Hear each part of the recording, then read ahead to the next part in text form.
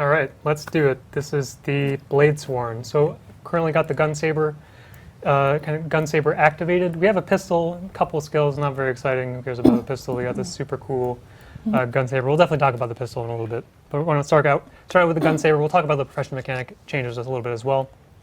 So first things first, the Gunsaber is kind of a little bit different from a lot of the more transformation-based kind of extra kits that we've seen in the past, stuff like Celestial Avatar, any sort of Death Shroud, or like Photon Forge, for example. These are all kind of gated behind some sort of resource. And the Gunsaber is not. It is just effectively a separate weapon. And so one of the trade-offs for this character is that while you're in combat, your weapon swap is actually going to be disabled, because the understanding is that your secondary weapon is always the Gunsaber.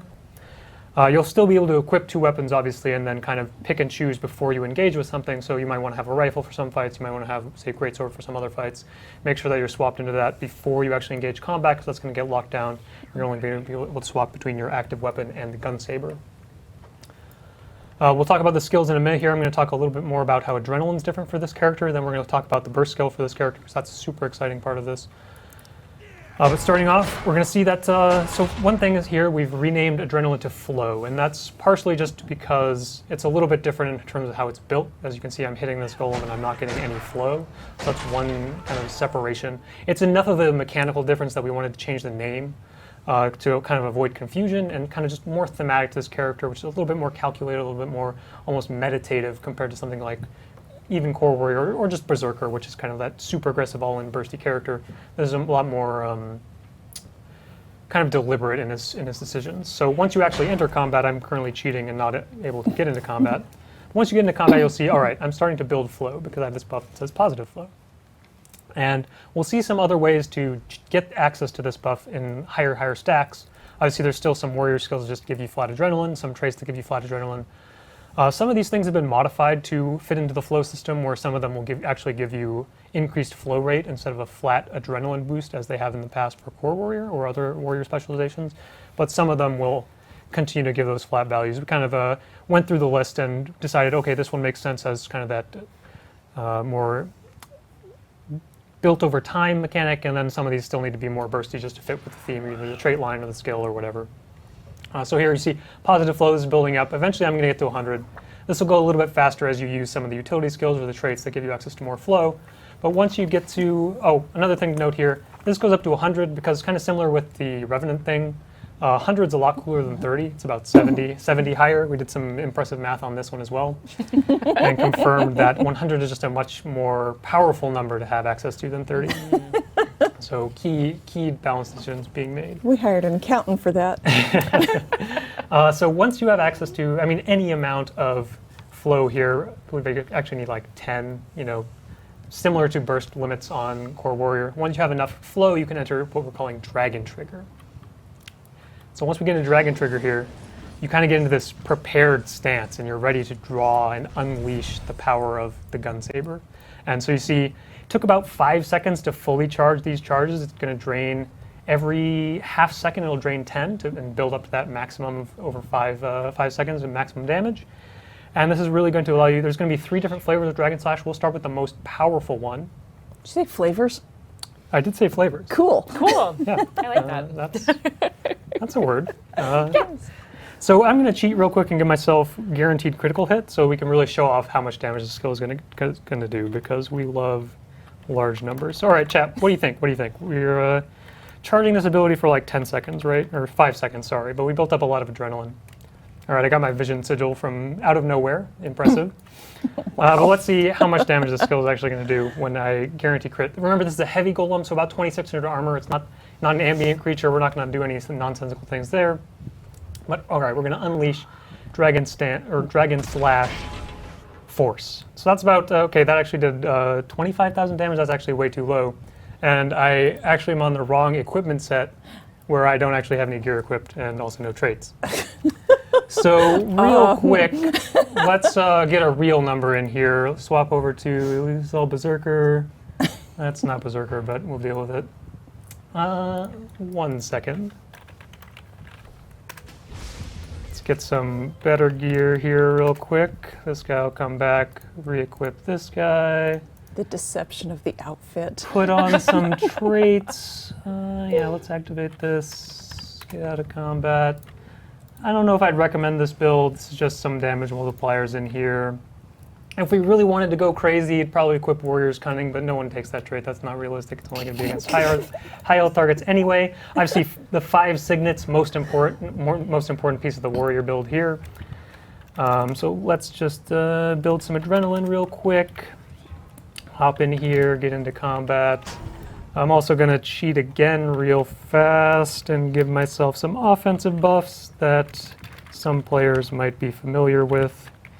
Because we're just going to get some quality damage numbers coming out here. All right, so we got some buffs. This guy has 25 vuln, has cripple in there because I have leg specialist, why not? So let's hop in here. Maximum charge, Dragon Slash. Got all these buffs. We got like Frost Spirit in here, Assassin's Presence, Peak Performance. That's the Bladesworn Grandmaster damage trait. We got some banners. They're around here somewhere, I'm sure. But let's see. All right, now let's see how much damage this skill is going to do. Does anyone have any? I can't even see the chat, so I'm just, I was talking to the watching, chat. and one person got pretty close. All right, So let's see what we get here. I'm firing this off. We're going to see 350,000 damage. Okay, that's actually a bit lower. There's some variance in weapons. I've seen about 450, 475,000 damage is kind of the top end. But we really wanted to make sure this is, rewarding enough. Is Twitch chat going a little bit yeah, crazy? they just flipped. 350,000? Is that number high? I mean, It's not that high. heavy armor target. Oh, 372. There we go. Better weapon roll. Yeah, so that's a pretty impressive damage number. Competitive players, don't worry. The number is going to be a lot lower. We somehow figured out that dealing 370,000 damage against players who have about 20,000 health, probably not the best idea. Depends on which one of those people you are. It does depend, so that's going to be a little bit different. But kind of the other important, I'll just go back to normal here to get rid of all those extraneous buffs. But the key thing to note here is that this scales exponentially with the number of charges. So if I fire this up very quickly after, we're going to see, okay, that only did like 2,000 damage because it was only a single charge. And it's going to build up slowly, and then once you get into kind of the latter few charges of the skill, you're going to see a much larger exponential ramp. And this is actually governed by a really nonsensical third-order polynomial equation that has some interesting coefficients, and there's some words about math. So based on your charge level, it does some calculations, says, okay, here's how much damage you're supposed to do. And the end result is a large number at higher charges. Makes sense. Okay, so outside of memes, damage, high numbers, that's Dragon Slash Force. So that's the first kind of, this is the purest damage version of Dragon Slash. This does the most damage. But then we also have kind of the next two. We have Dragon Slash Boost, and we have Dragon Slash Reach. And so Boost is going to have kind of this dash attached to it. We saw this in the preview video. That's going to do a bit less, only 119,000 damage. Obviously, I don't have the super collection of PV buffs anymore. But similarly, damage is going to fall off. The damage is going to fall off even more for Reach, which is going to be the ranged version. And this is going to fire off a piercing projectile that can line it up, hit a bunch of targets. But the damage is significantly lower because there is, less risk into using this skill. And we see a couple other skills in here that are not Dragon Slashes, and the idea is that you're kind of forced into this stationary gameplay, so you're very susceptible, very easy to run away from as well. So we have Trigger Guard here, it's just going to give Aegis, mitigate an incoming attack, pretty reasonable. And then secondly, we're going to have Flicker Step. And so Flicker Step is a very, very short distance teleport. It's not going to be as exciting as Mesmer Blink or Lightning Flash or anything like that, but it gives you just a little bit of extra mobility while you're in Dragon Trigger. So you can chase something down and then fire off Dragon Slash. So next we're going to talk about the Gunsaber skills. That's all the profession stuff, really cool stuff. I recommend having equipment equipped when you use damaging abilities. Yeah. Obviously, you don't need it. We're still heading for what, 25k without any equipment? That's pretty solid. So moving into the Gunsaber, and one thing we're going to see with the Gunsaber is that because it is kind of this mandatory weapon, you always have to have this equipped. It's going to be a little bit flexible. It's not going to be like a hard glass cannon weapon. It's not going to be anything too specific toward anything. It is very much a power-focused weapon, as we're also going to see on the pistol, but it is going to be a little bit more flexible because we're going to have some range. We're going to see a little bit of defense, a little bit of mobility. Just starting off with the auto attack chain, we have kind of this pretty standard 3-hit combo. The only kind of extra at the end is that we're going to see the explosion skill fact on a few other Bladesworn skills as well. There's going to be traits that play off explosions for this character, so some of the damage gets moved from the actual strike into that secondary kind of explosion mechanic. Moving on into next, Blooming Fire. This one's going to be, again, more damage. Nothing too crazy. Melee range, you can move volley cast this. A little bit of extra reach as opposed to some of the skills that with similar behavior where they kind of cast in place. Moving into Artillery Slash is going to be a ranged, nothing too crazy again, it's going to be cripple. I still have Light Specialist equipped, so you saw the immobilize there, but that's not baseline of the skill, it's just a cripple, so a little bit of chase down or a little bit more kiting potential as you kind of cripple that enemy. And then we're going to get into a little more the utility side of this kit with 4 and 5, Cyclone Trigger. This is kind of a dual mode physical attack as well, where if you cast this from range, we're going to throw a projectile at these guys. But if you're a little bit closer, you're going to get a more powerful melee attack, and that's not going to double hit. You saw this guy over here is a little bit out of range, so he gets the projectile attack. Everything else that's close is being attacked by the melee attack for just a little bit extra damage. And this is also a projectile block, so this is a good opportunity to play around, say, rapid fire is incoming, block the rapid fire, also throw a projectile out, deal some extra damage there. And finally, we're going to have Break Step, and this is mobility of the kit. Pretty similar mechanic to Rocket Boots on Engineer, where it's going to kind of do this blast in place at your starting location, and then you're going to dash a little bit further away. So it's going to set up the rest of your kit. You can pop that off right before you get into Dragon Trigger and prepare your kind of maximum burst skill, or obviously just sets up the rest of your melee skills in the kit. Notably, you guys are going to see ammunition on all these skills. We're going to see a lot more of that once we get into the utilities as well. Ammo is a common theme for a lot of the skills on this character, and so we're going to see some more exciting ammo interactions in the traits and also on the elite skill once we get there. I won't equip that one quite yet because I don't want to spoil it. It's pretty exciting, pretty powerful cooldown, very, very strong elite skill. So anyway, let's get into pistol, which I don't even have equipped. That's a minor oversight. But pistol kit. So Warrior Offhands. It's kind of already this pretty saturated design space where you have so many options. You have shield, you have axe, you have sword, you have warhorn. The list goes on and on and on because Warrior has so many weapons available to them. So when making a new Warrior Offhand, we want to make sure that it has kind of a unique space. And so we look at axe. Axe is like damage and damage. It's just the purest glass cannon version of the Warrior Offhand. Compared to something like shield, much more defensive, and CC. Stuff like Warhorn moves into that more supporty role. Mace is kind of a mixture where it's CC and damage. So the pistol kit, we're going to see a bit of damage and a little bit of mobility. So kind of finding that unique niche in between everything else that Warrior's already doing in the offense slot. Starting here with Dragon's Roar, this is the big damage payoff. So we see here 6 ammo. I'm going to stop cheating cooldowns for a second here so we can see this actually has a recharge. The way this skill is going to work, it has 6 ammo, but the way the skill works is that it fires all of your ammunition every time you use it. So you cast it with 1, you cast it with 6. It's going to give you a variable amount of damage. You saw that we got 6 separate attacks because we had 6 ammo. So maximum DPS from the skill is going to be maximum ammo, makes sense. But you do have the opportunity to kind of press this button. And there is a trait that's going to give you a little bit of extra value for spending ammunition. So there might be opportunities where you just want to keep pressing 5, keep pressing 5, keep pressing 5 every 5 seconds as that comes off cooldown. And that's going to synergize really well with Gunstinger. Here's the 4 skill. This is a little bit of mobility. Pretty short dash. The 300 range here is a little bit misleading because that's more of the dash range, and then you have the melee attack at the end here. So it's going to space about maybe like closer to 450 units in terms of how far away you need to be from your enemy to make sure you hit them. And so this is also going to give a little bit of vulnerability, a nice Aegis on top of that, so a little bit of setup on your dash in, make sure you don't just get completely blown up, and also set up the next damage skills from the rest of your abilities. The important note here is that it restores ammunition to your Dragon's Roar. So if we fire off Dragon's Roar, dash back in immediately, we're already back up to 3 ammo, wait a little bit, get the 4th ammo, then fire that skill off again. And that's going to be kind of like the burstiest version of the combo is spend 6, dash back in, spend 3, and that's a lot of potential damage from the pistol offhand. So moving into the utility skills next, this is the armament utility type, and this is never before seen, brand new, amazing. What is an armament? It's, you know, the armament, every time we think about utility skills, you know, we figure out, okay, what do we want to do for this character? And do we have a skill type that already exists and kind of fits that theme, fits that type? Sometimes the answer is no, so we just make a new skill type. Here we have armaments, there you go. And so what we're going to see, obviously we see a lot of ammunition. We're going to see some of these skills kind of combo with each other, where you're going to be able to spend kind of ammo back to back and use up all your charges to get a little bonus effect there.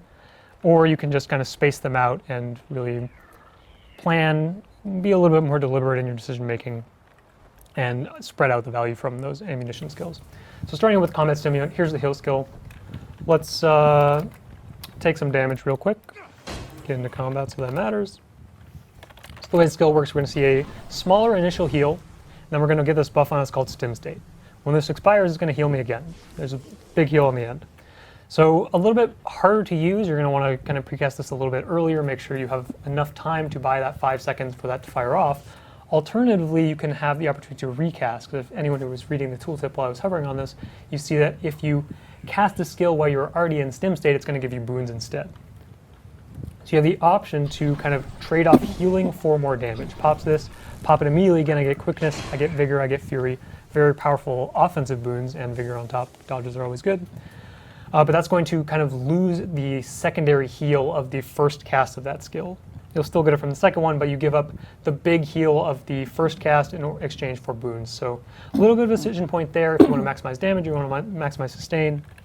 If you just want to maximize sustain, you're probably going to fire this off, wait for it to go, sit around here, 5 seconds, 5 seconds, 5 seconds, there we go, then pop it off again. That's time to take a drink.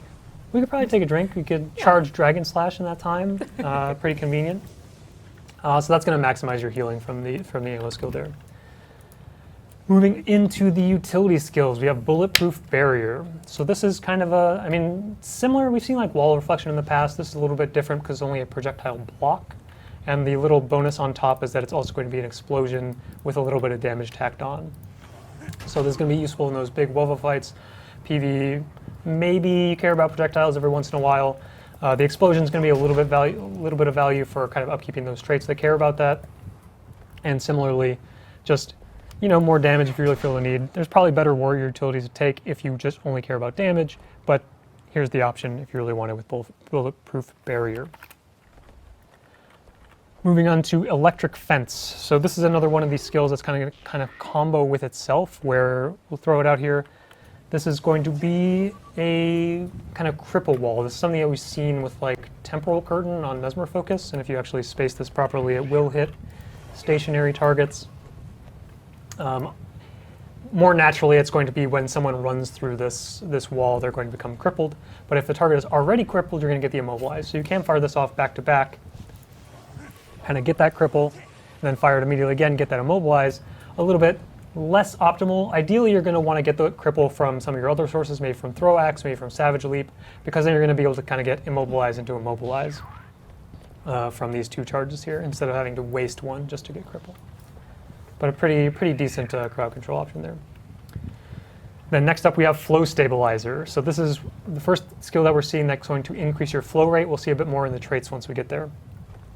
Basically, this is just going to give you increased positive flow, which is a useful thing to have for this character because you do care about flow as you no longer get adrenaline from hitting enemies. So here, baseline, this is going to give me 2 stacks of the buff. It's also going to give a little stability, but if you already have stability, it's going to give you a bonus stack. So again, this is an option to kind of fire these off back to back. Already have stability, fire this off again, then get 3 stacks from the next one. This actually stacks up to about 25. You're probably not going to be able to cheat like me when you're on live servers. If you can, that's not a good thing. Oh my God. But again, ideally you're going to want to get stability from a different source, whether it's your teammate gives you stab or you maybe take balance stance, because that's going to allow you to use both charges for the maximum value, but you do have the option to kind of chain these together if you feel the need to.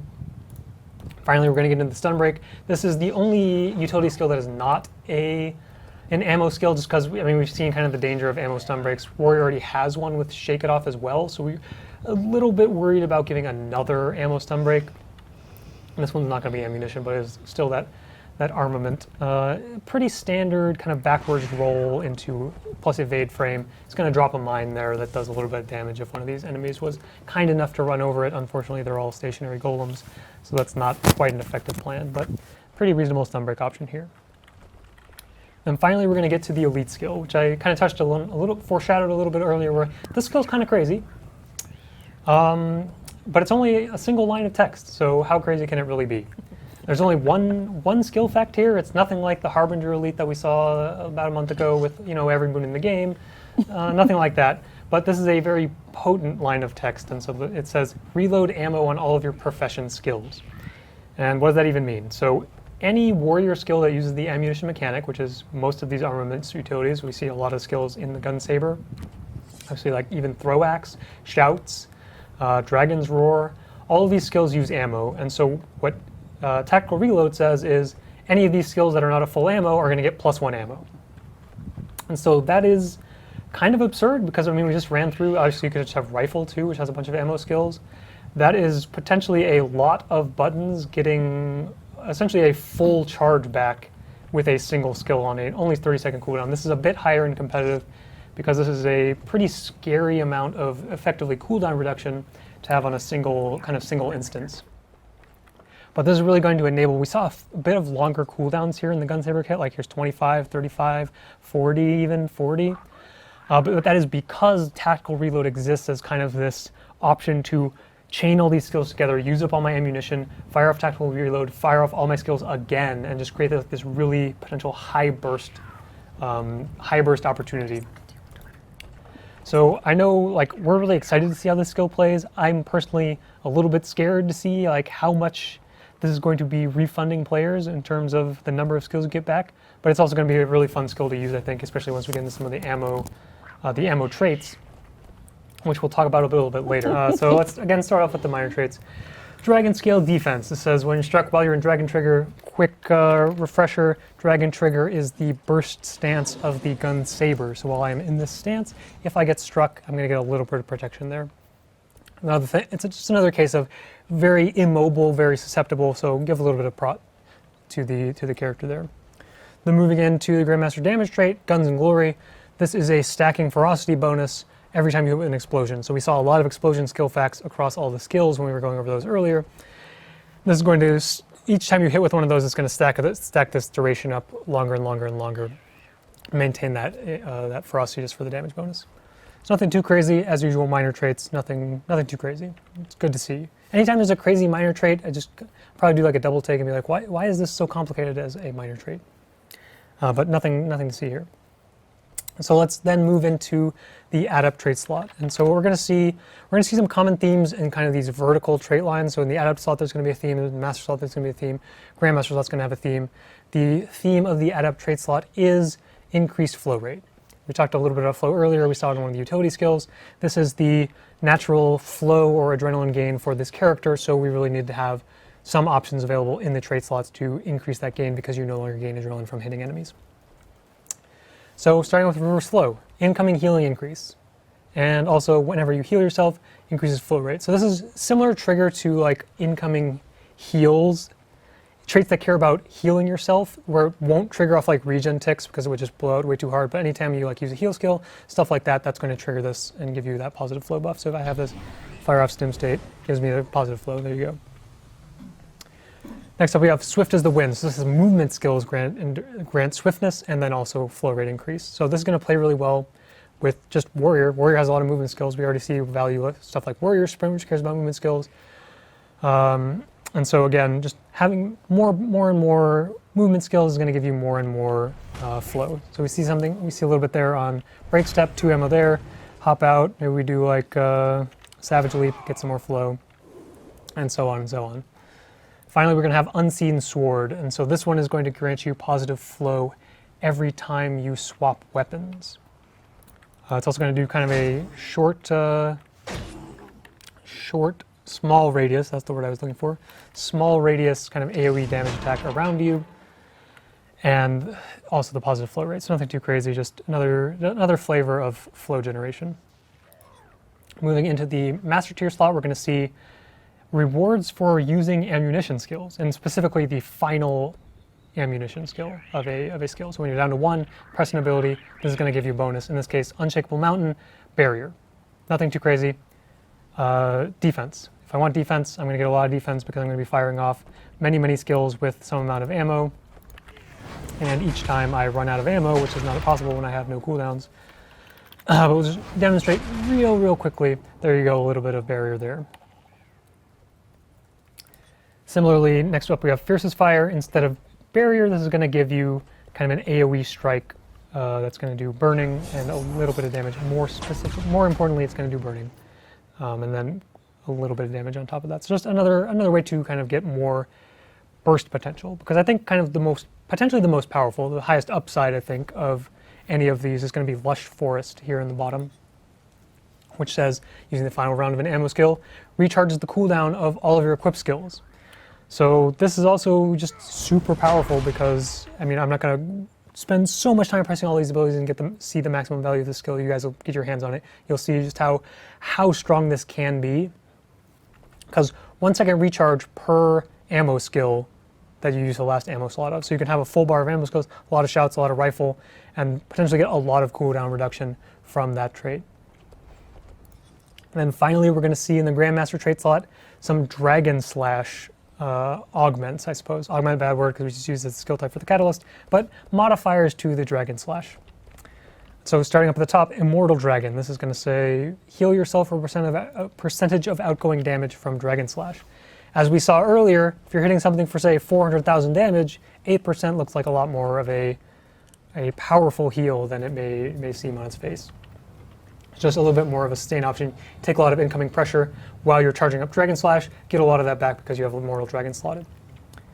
Alternatively, if you just want to be super aggressive, go kind of, I guess we'll see a little bit more offense at the bottom. So this is maybe not the most aggressive, this is the most guaranteed version of Dragon Slash. Ignores blind, little stun in there, also unblockable. This is just going to allow you to kind of unleash the most threatening version of Dragon Slash. And then finally here in the bottom is Daring Dragon. And so the interesting thing here is that you see it immediately adjusted our UI. We can only charge 5 times. We can still build up 100 flow, but we can only build up to 5 charges. And so what that's going to mean is we get up to 100, charge it up, maxed out, we're going to fire that off, and if we still have flow left over, I'm a big cheater, so I always have flow left over, so you're going to re-enter Dragon Slash, or Dragon Trigger rather, and then you can charge up again, use the rest of the flow, so you can potentially go back to back with the Dragon Slashes. This is also going to be a little more valuable in PvP, potentially, because of the kind of different scaling of the Dragon Slash build-up. We talked a little bit earlier about how it scales very steep exponentially. It's a little bit faster and then falls off a little bit harder in PvP and in World v. World just because it's a little bit harder to justify staying in place for 5 seconds. So a little bit more upfront and a little bit more fall off at the end, but it will continually give increased damage as you charge that up. So that's all of the Bladesworn, all of the Bladesworn traits.